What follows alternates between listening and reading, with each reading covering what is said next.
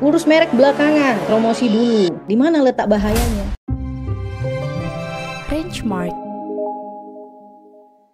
Sebagai pelaku usaha, apa saja hal yang harus disiapkan, apa saja hal yang harus dilakukan untuk melakukan perlindungan merek dagang ataupun merek jasa dari yang Bapak Ibu perdagangkan, begitu ya. Karena apa? Merek ini prinsipnya konstitutif, harus dimohonkan perlindungannya, begitu. Kalau tidak dimohonkan, meskipun kita sudah gunakannya 20-30 tahun yang lalu, tapi kita tidak mengajukan permohonan perlindungan kepada negara, maka tidak ada perlindungan hak eksklusifnya, gitu. Jadi dianggap ya bukan sebagai pemilik yang dilindungi oleh negara, begitu. Nah, ini yang akan menjadi bom waktu ya, karena nanti kapan saja itu bisa saja disomasi, ya, digugat, bahkan dilapor pidana. Ini sudah banyak terjadi ya. Klien datang ke kita dapat terima surat panggilan polisi ya, dugaan pelanggaran merek begitu.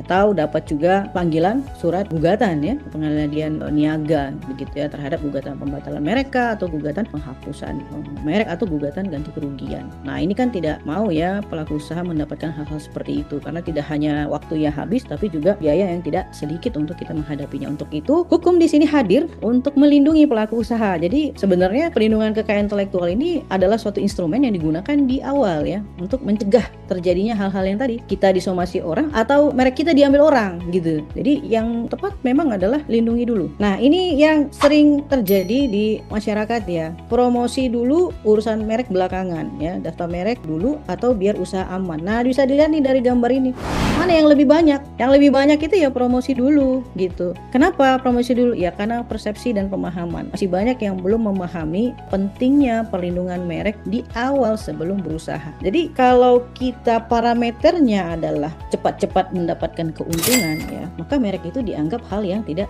penting di awal. Itu dia. Tapi kalau kita memahami pentingnya perlindungan merek di awal ya, dan apalagi kalau kena gitu ya, pelaku usahanya langsung kena nih, dapat somasi gitu ya, dapat panggilan polisi. Nah, itu biasa langsung cepet-cepet tuh cari konsultan, langsung daftar itu biasanya gitu.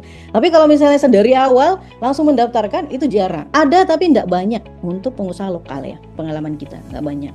Nah, oleh karenanya webinar ini adalah salah satu cara kita untuk mensosialisasikan gitu ya kepada pelaku usaha, khususnya pelaku usaha lokal, karena instrumen ini bukan instrumen tingkatan nasional saja, tapi tingkatnya adalah internasional gitu. Kita bisa daftarkan merek kita ke luar negeri, orang luar negeri pun juga bisa daftarkan mereknya di Indonesia.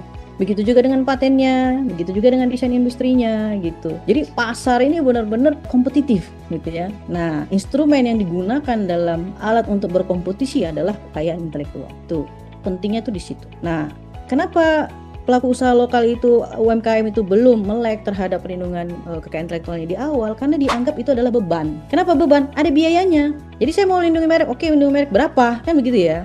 Nah, begitu muncul nilai atau harga untuk mendaftarkan, itu bagi pelaku usaha itu beban. Padahal kalau kita telisik lagi, kita telusuri lagi, kita pahami lagi, ternyata biaya itu kalau kita hitung dengan manfaat atau benefit yang kita dapatkan, itu sebenarnya kecil dibandingkan kita ya terkena kasus hukum pelanggaran merek, pelanggaran hak cipta gitu, itu pasti lebih besar dari nilai itu. Dan satu lagi apa yang paling penting yang belum diketahui ya banyak orang adalah bahwa hak kekayaan intelektual itu adalah aset, Bapak Ibu, aset intangible. Jadi dia bukan sekedar hanya untuk bisa bersaing di market gitu ya, enggak gitu.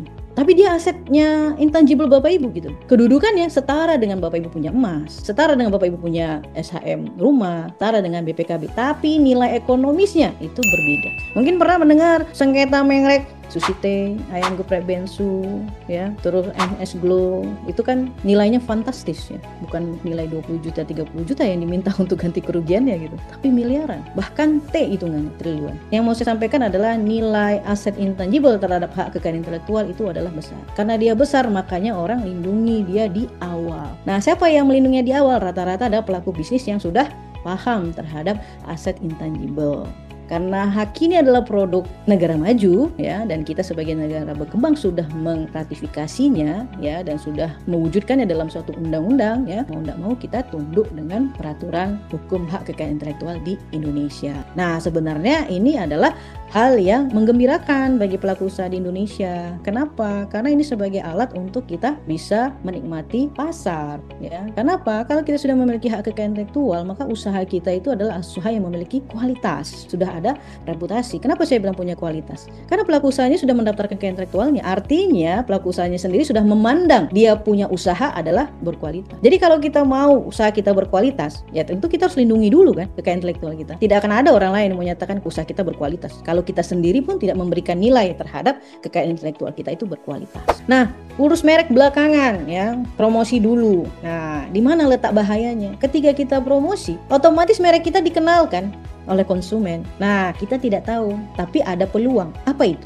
Bisa saja usaha kita booming, bisa saja merek kita langsung terkenal, bisa saja produk yang kita atau jasa yang kita perdagangkan itu disukai oleh para konsumen, akhirnya booming, ya, meningkat pendapatannya. Kalau udah meningkat pendapatannya, ya pasti konsumen kenal. Kalau konsumen kenal, konsumen ini punya pengetahuan yang macam-macam. Ada yang tahu merek, wah diceknya mereknya. Siapa saja bisa cek merek Bapak Ibu ya. Di pangkalan data kekayaan intelektual itu gratis. Cek saja di situ. Lihat mereknya sudah terdaftar atau belum? Oh belum, langsung dia daftar. Ketika orang yang mendaftarkan ini ya mendapatkan sertifikat kemudian melayangkan somasi kepada si pencipta atau pengguna pertama kali merek tersebut, baru di situ merasa marah, ya, campur aduk lah gitu ya. Nah, kenapa dia ambil ini, saya yang punya, saya yang duluan ini segala macam. Nah, apapun yang kita sampaikan di situ gitu ya, itu akan sulit kita mempertahankannya gitu. Kenapa kita sulit? Karena undang-undang merek itu menyatakan bahwa pemilik merek terdaftar adalah yang sudah terbit sertifikat merek. Untuk dapatkan sertifikat merek itu bagaimana caranya? Harus didaftarkan. Nggak bisa kita